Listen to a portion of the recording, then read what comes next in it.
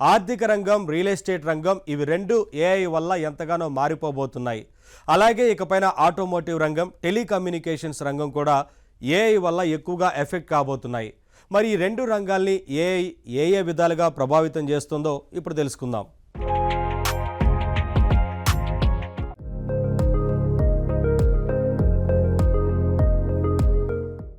AI ప్రభావం చూపించే మూడో రంగం ఆటోమేటివ్ అండ్ అసెంబ్లీ. ఈ రంగాల్లో ఏఐ పవర్ ఇంత అంతా కాదు. వాహనాల విడిభాగాన్ని ఏఐ వేగంగా డిసైడ్ చేయగలుగుతుంది.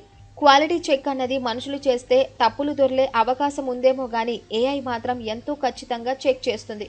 అసలు విడిభాగాల మోడల్స్ని భౌతికంగా తయారు చేయకుండానే అవి ఎలా పనిచేస్తాయో డిజిటల్గా పరీక్షించి తెలుసుకోవచ్చు.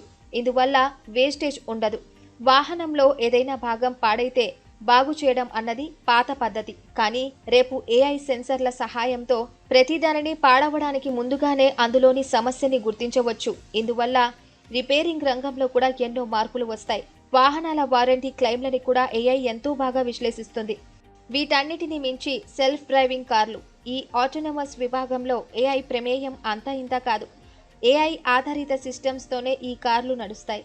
ఏఐ కార్లు ప్రమాదాన్ని నివారిస్తాయి, డ్రైవర్ అలసిపోతే హెచ్చరిస్తాయి. అంతేకాదు, ఏఐ అనేది డ్రైవర్ అలవాట్లని స్టడీ చేస్తుంది, అతని ప్రియారిటీస్ని గుర్తిస్తుంది.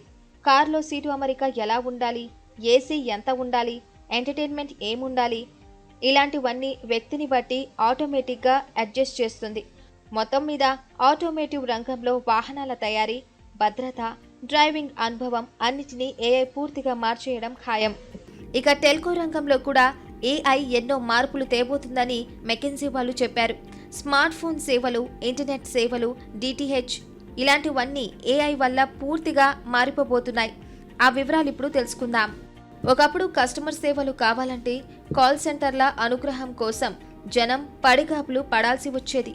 ఫలానా ప్రాబ్లం వచ్చిందని కంపెనీకి తెలియజేయాలన్నా కష్టమయ్యేది. ఒక టెలికాం కంపెనీ సేవలు మనకి నచ్చకపోతే ఆ నెట్వర్క్ నుంచి మారడం కూడా కష్టంగానే ఉండేది. అయితే టెక్నాలజీ బెటర్ అయ్యే కొద్దీ పరిస్థితులు మెరుగుపడ్డాయి.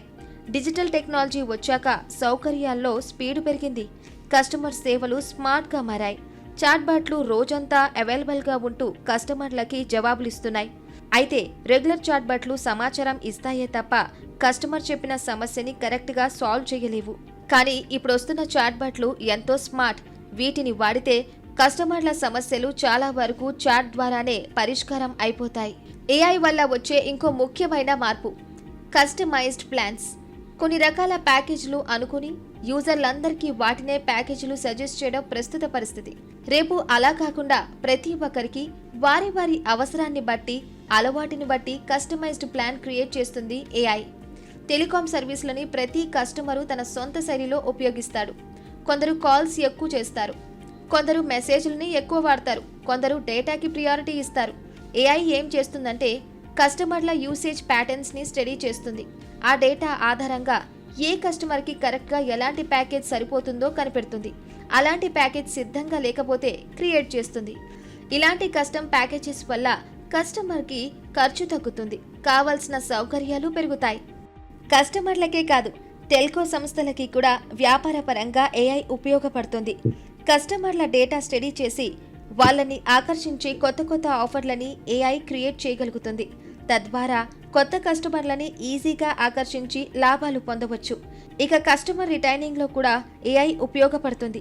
ప్రతి టెలికాం సంస్థ తమ కస్టమర్లు బయటికి పోకుండా తమ నెట్వర్క్లోనే ఉండాలని కోరుకుంటుంది. కానీ ప్రాక్టికల్గా చూస్తే ఒక కస్టమర్ ఎప్పుడు నెట్వర్క్ని వదిలిపోతాడో చెప్పడం కష్టం. అయితే ఏఐ కస్టమర్ ఇంటరాక్షన్స్ ద్వారా వాళ్ళ అసంతృప్తిని క్యాల్కులేట్ చేయగలుగుతుంది.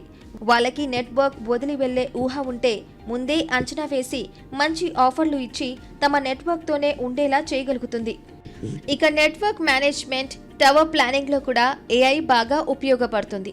నెట్వర్క్లోని పరికరాలు పాడయ్యే అవకాశం ఉంటే ఏఐ ముందుగానే గుర్తించగలుగుతుంది.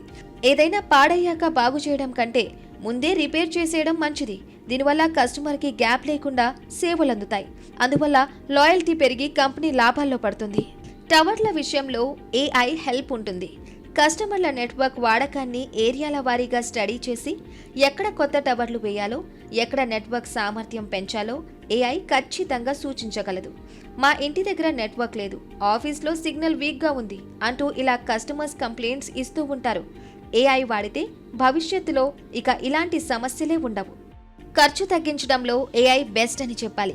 కస్టమర్ కంప్లైంట్స్ని ఏఐ తనే డీల్ చేయడం వల్ల కంపెనీలకి కాల్ సెంటర్ల ఖర్చు తగ్గుతుంది. అలాగే కరెంట్ ఖర్చుల్ని ఆదా చేయడంలో కూడా ఏఐ హెల్ప్ చేస్తుంది.